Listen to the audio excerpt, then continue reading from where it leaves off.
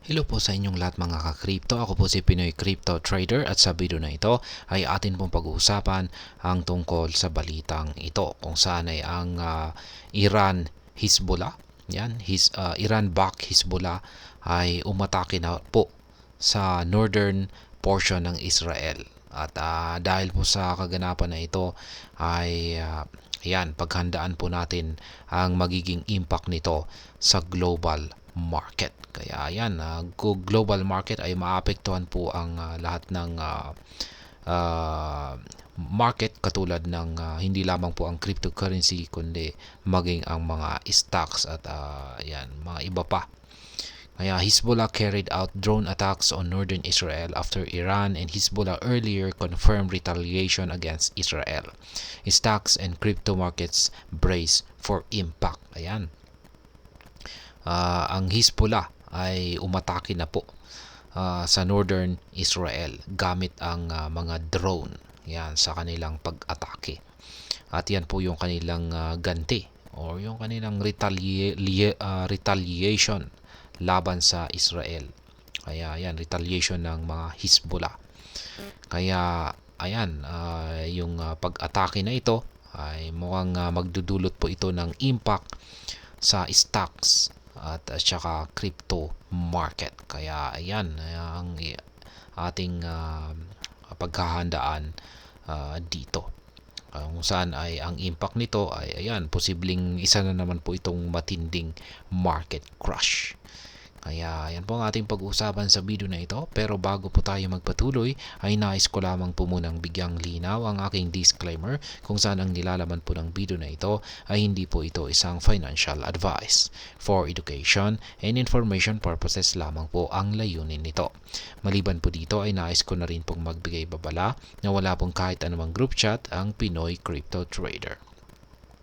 The geopolitical tensions in the Middle East escalated as Hezbollah carried out drone attacks on northern Israel. Iran and Hezbollah earlier confirmed retaliation against Israel within 24 to 48 hours. Mas lalong lumala yung geopolitical tension na nagaganap dito sa mga bansang Middle East. Sapagkat na po, gaya ng aking sinabi kanina, ay ang Hezbollah ay nagsagawa na po ng kanilang pag-atake sa northern Israel gamit ang mga drone. Kaya kinumpirma na rin po ng Hezbollah yung pag-atake na ito na aatakihin nila ang Israel bilang retaliation. Kaya the Israel-Hamas war has caused investors to turn cautious amid possibilities of more attacks on Israel after they killed Hamas leader Ismail Haniyeh. This caused tensions to escalate, causing Iran to consider retaliation to Israel's action. Kaya yan po yung pinakadahilan kung bakit muling sumiklab ang kaguluhan dito sa bansang Israel. Sapagkat ang bansang Israel ay nagawa raw po nilang iligpit ang isang Hamas leader na si Ismail Haniyeh.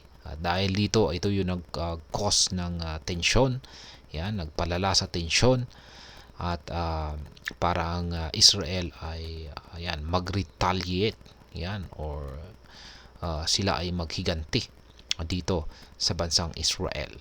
Kaya dahil sa matinding kaganapan na ito ay ang mga investor ay cautious na po or nag-iingat na po sa posibleng maging epekto ng labanan na ito sa sa crypto at saka stock market. Yan po yung actual na tweet dito. Kaya yan po yung kaganapan dito. Nakakatakot po ang nangyayari ngayon sa mga bansang nasa Middle East ngayon. Kaya kapag iniisip natin na kung nandito po tayo sa Pilipinas at hindi po tayo naaapektuhan sa kaguluhan sa Middle East, ay meron pa rin pong impact yan sa atin. Maski malayo tayo sa Middle East pero naaapektuhan na rin po tayo sa geopolitical tension. Katulad po ng mga yung global markets.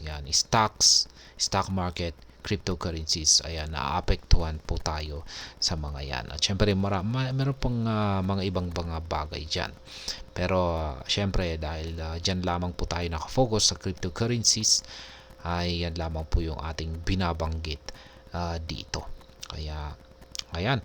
Kaya paghabang mas lalong tumitindi yung tension na nagaganap dito sa mga bansang Middle East, ay asahan po natin na hindi po maganda ang magiging impact nito sa crypto market.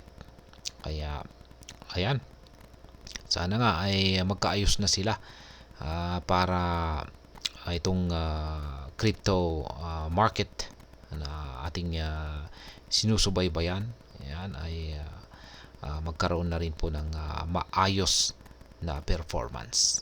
Kaya yan, ipanalangin na lamang po natin na sana ay yung kaguluhan na ito ay kung matapos na or magkaayos na po sila. Pero kung pag hindi po sila magkakaayos ay maski sana ay yan, kung kasi parang malabo na sila ay magkaayos.